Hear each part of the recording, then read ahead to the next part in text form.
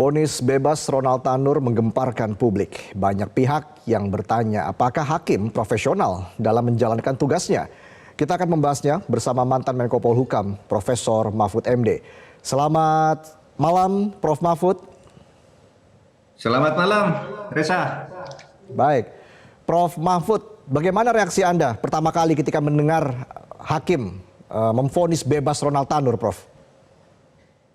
Ya kaget ya, sama dengan masyarakat ketika itu diberitakan. Saya sangat kaget karena itu kan menurut saya kejahatan yang sejak awal sudah diyakini kesalahan terdakwa itu sangat telak gitu ya, telah melakukan penganiayaan ya, sekurang-kurang dakwaannya lebih dari itu. Dakwaannya itu pembunuhan. Yang lapis pertama itu kan 3 lapis ya, pembunuhan, kemudian yang kedua penganiayaan yang menyebabkan kematian, lalu yang ketiga kelalaian yang menyebabkan kematian, lalu yang ketiga yang lapis 2 itu penganiayaan yang menyebabkan luka berat atau penganiayaan biasa. Itu lapisnya kalau dihitung tuh ada 5 lapis dakwaan itu, lalu bebas semua kan hampir tak masuk akal gitu ya. Karena bukan apa-apa, kita tidak boleh misalnya menyatakan hakim itu salah gitu. Hakim itu tidak boleh memutus, tidak boleh kayak begitu.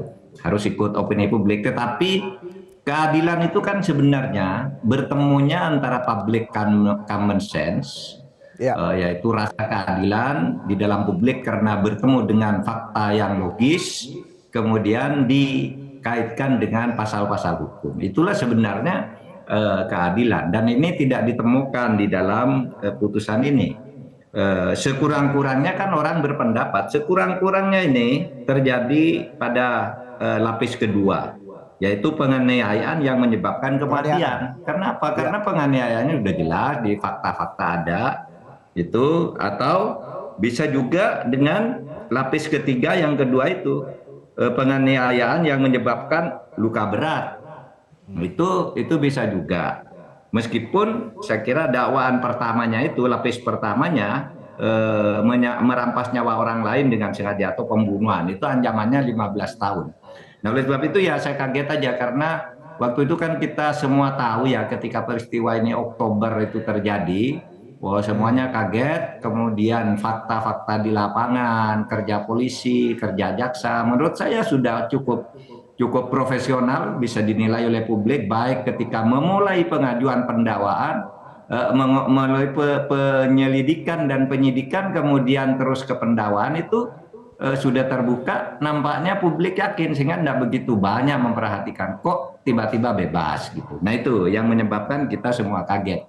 Dan kekagetan saya ini dikonfirmasi juga kan oleh masyarakat yang menjadikan ini sebagai berita besar, kemudian diyakini juga oleh DPR, Komisi 3. Karena apapun ini memang hampir tidak bisa diterima oleh logika publik tentang keadilan. Begitu, Reza. Baik. Prof. Mahfud, ketika public common sense-nya sudah jelas, ada penyiksaan, lalu juga ada otopsi yang disampaikan di depan pengadilan begitu ya, sehingga membuat publik sekarang mengecam hakim yang dianggap tidak profesional. Bagaimana Anda melihat soal tanggapan dari masyarakat yang menganggap hakim tidak profesional dalam kasus ini, Prof. Mahfud? Ya, saya menganggapnya sekurang-kurangnya memang tidak profesional, karena 3 lapis dakwaan tadi, di mana yang lapis ketiga itu berlapis 2 lagi, itu menurut saya dari situ bisa sangat dibuktikan. Pertama, yang bersangkutan sudah jelas meninggal. Nah, hakim menyatakan ya oke, itu mungkin bukan pembunuhan karena itu tidak sengaja secara langsung melakukan, bisa saja. Lalu kenapa tidak masuk penganiayaan? Karena penganiayaannya kan sudah jelas terjadi dari saksi-saksi, dari bukti-bukti penganiayaan yang menyebabkan kematian gitu. Saya kira semua orang punya keyakinan di situ. Kalau bukan pembunuhan yang misalnya disengaja, ya meskipun tidak direncanakan tapi disengaja, kelalaian jelas kan. penganiayaan jelas yang menyebabkan kematian itu. Kan itu yang terjadi. Jadi public common sense itu jangan dianggap, kalau ada public common sense itu jangan dianggap melanggar kemerdekaan hakim, melanggar independensi hakim. Justru hakim itu tidak boleh sewenang-wenang meskipun punya kemerdekaan. Memang ya di dalam hukum itu kan ada ada dalilnya ya, in dubio pro reo. Kalau hakim tidak yakin bahwa itu terjadi, maka diberikan putusan yang ringan bagi terdakwa. Tetapi tidak boleh begitu juga. Di dalam pelaksanaannya betul, kalau betul-betul orang dibawa ke pengadilan, buktinya tidak meyakinkan karena misalnya rekayasa dari awal ya dibebaskan. Tetapi kalau ini kan tidak, fakta-faktanya jelas ya bagi public common sense. Orang karena dianiaya dengan bukti-bukti yang nyata dan ternyata meninggal, gitu. Atau kalau penganiayaan tidak menyebabkan langsung kematian, misalnya dianggap itu penganiayaan tidak menyebabkan kematian, tapi luka-luka beratnya yang kemudian menimbulkan kematian, kan bisa juga. Itu sudah terbukti di lapangan, gitu ya. Dan diakui itu terjadi semua, cuma hakim tidak yakin. Nah begini, bukti di dalam hukum pidana itu kan yang paling menentukan keyakinan hakim. Ya, satu, ya, kalau tertangkap tangan itu tidak bisa mengelak.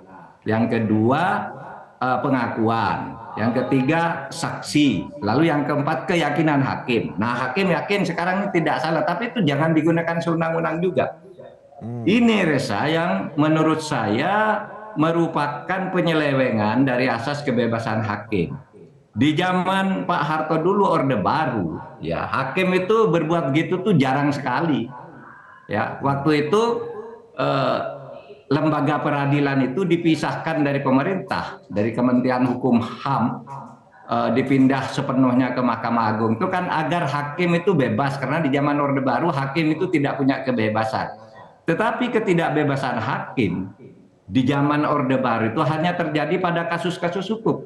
Misalnya kasus nepotisme, kasus keluarga cendana, kasus korupsi, kasus mafia. Tapi kasus-kasus pidana biasa seperti ini di pengadilan-pengadilan dulu berjalan baik. Nah sekarang atas nama kebebasan, itu hakim sudah bebas melakukan apa saja, sesuka-sukanya. Di dalam banyak kasus, hakim itu merasa bebas untuk juga berkorupsi, untuk juga berkolusi. Saya tidak menuduh hakim yang sekarang hakimnya Tanor ini korupsi-kolusi. Tapi hakim-hakim yang masuk penjara sekarang itu kan mentafsirkan kebebasan, karena saya tidak boleh diganggu-gugat, maka kamu boleh ngeritik apapun, saya memutus bebas misalnya. Atau saya bebas meskipun kamu tidak setuju orang ini dihukum, saya hukum. Nah sebenarnya itu kebablasan dari konsep kebebasan. Di zaman Orde Baru untuk kasus-kasus pidana umum yang seperti ini sebenarnya hakim itu masih bagus. Nah yang tidak bagus kan di zaman Orde Baru itu karena kalau nyangkut pejabat misalnya ya, menyangkut korupsi pejabat, menyangkut backing-backingan oleh pejabat, itu sering terjadi ketidakbebasan hakim sehingga hakim diteror. Tapi sekarang kan enggak. Sekarang di dalam kasus pidana banyak sekali terjadi hal ini. Nah oleh sebab itu menurut saya kita harus mengawasi ini perjalanan reformasi ini yang sudah memberikan pengadilan itu kemerdekaan, ya, independensi dan imparsialitas itu kan kita berikan ketika zaman orde reformasi ini. Baik. Tapi terus terang sekarang ini akibatnya lebih buruk karena pengadilan lalu menggunakan asas kebebasan itu dengan sesuka-sukanya di dalam banyak kasus, bukan hanya kasus ini, ya. Dan itu buktinya udah banyak. Prof. Begitu, Mahfud. Reza. Iya, Prof. Mahfud. Jadi apa yang bisa dilakukan oleh Komisi Yudisial dan juga Bawas MA dalam hal ini, Prof. Mahfud, untuk menindak terjadinya penyelewengan yang dimiliki oleh hakim, kebebasan yang dimiliki oleh hakim itu, Pak Mahfud? Oke, sebelum ke Komisi Yudisial dan ke Bawas gitu, saya ingin menyatakan yang lebih penting sekarang, yang lebih penting nih dalam waktu pendek, dalam waktu 14 hari sesudah vonis itu, jaksa penuntut umum supaya segera melakukan kasasi. Karena kalau putusan bebas seperti ini tidak bisa banding ke pengadilan tinggi, tapi harus langsung kasasi ke Mahkamah Agung. Dan ini sudah pernah berhasil. Dulu kasus koperasi itu, ya, yang kemudian orangnya dibebaskan langsung kasasi, kita langsung kasasi, langsung dihukumi 17 penjara kalau tidak salah. Sekarang lakukan seperti itu yang pertama. Saya juga agak sedikit mengoreksi pernyataan Ketua Pengadilan Tinggi Surabaya, Jawa Timur, yang mengatakan sekarang belum bisa nyusun kasasi karena belum menerima putusan, salinan putusannya dari pengadilan. Itu tidak bisa menjadi alasan. Orang putusan pengadilannya itu kan sudah ada di laman Direktori Putusan Mahkamah Agung. Saya aja punya sekarang putusannya. Kita bisa ambil dari sana. Dan itu harus dianggap benar karena ada di laman resmi dan ada barcode-nya. Kok bilang kami tidak bisa menyusun sekarang, belum menerima putusan. Nah itu pikiran lama karena memang aturannya itu resminya dulu ketika belum ada digital seperti sekarang, kejaksaan baru bisa ngajukan kalau putusan resminya, salinan putusannya bisa diterima agar dibaca. Nah sekarang ini sudah ada barcode-nya dan sudah ada approve-nya setiap halaman itu dari putusan itu sudah ada. Kita melihatnya ini lengkap putusannya. Saya sudah baca putusannya semua dengan segala pertimbangannya. Oleh sebab itu pertama sebelum ini kejaksaan supaya jangan beralasan belum menerima salinan putusan itu baru akan kasasi. Yang sekarang ada jadi upload dari Mahkamah Agung itu dibaca aja semua itu sudah benar bahwa nanti yang resminya datang menyusul kita sudah nyusun. Kalau tidak pun itu bisa dipakai karena misalnya kelalaian pengadilan mengirim putusan aslinya. Baik. Lalu sekarang terhadap kasasi apalagi, Prof? Tadi terhadap kasusnya, terhadap hakimnya itu memang ada dua jalur. Satu kalau menyangkut pelanggaran prosedural profesi hakim itu oleh Bawas. Saya dengar Mahkamah Agung sudah menurunkan badan pengawas pengadilan atau pengawas hakim gitu ya. Ya. Dan itu nanti supaya sungguh-sungguh dan menurut saya Mahkamah Agung harusnya tidak punya beban apapun tentang ini. Apalagi keluarga si korban, ayahnya Tanur itu kan sudah diberhentikan dari DPR, sudah minta maaf kepada masyarakat. Artinya secara sosiologis itu memang benar terjadi. Gitu. Kenapa bisa terjadi seperti itu? Hakim begitu mudahnya menggunakan kebebasan itu. Lalu tentu Komisi Yudisial itu tidak bisa memutus karena kesalahan vonis, itu tidak bisa. Kesalahan isi meskipun benar-benar salah vonis itu kalau memang kesalahan bukan karena perilaku gitu, itu Komisi Yudisial tidak bisa memutuskan. Jadi Komisi Yudisial itu menyangkut soal etika dan perilaku hakim. Misalnya ketika tidak masuk ke pokok perkara ya. Kemudian memberikan sinyal-sinyal di dalam kasus ketika persidangan kamu harus begini tapi tendensius untuk mengarahkan ke sesuatu itu sudah menyangkut perilaku gitu ya. Bertemu pengacara di luar pengadilan, main golf dan sebagainya yang itu perilaku perselingkuhan hakim dengan orang yang berperkara, perceraian misalnya itu sudah perilaku gitu. Perilaku hakim itu KY yang bisa melakukan. Jadi ada 3 jalur, tapi jalur yang tercepat sekarang harus diambil adalah kasasi.